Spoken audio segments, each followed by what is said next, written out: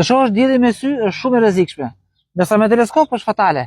Sa më i madh teleskopi, aq më i madh rreziku. Dëmi që shkatohet në sy është në fraksionin e sekondës.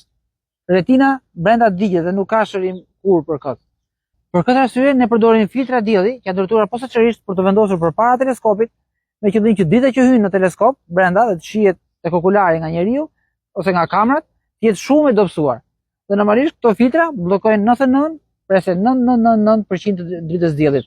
Ose këto filtra lejojnë 1/100000 e dritës së diellit që të bie tek okulari. Ktu shihet se sa e fuqishme është drita e diellit. Filtrat duhet përdorim dhe kur shohim hënën natën.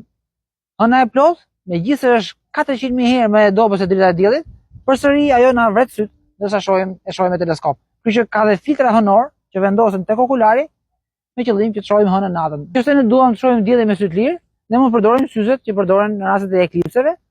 Këto syze përdoren gjatë gjithë kohës, jo vetëm në rastet e eklipseve.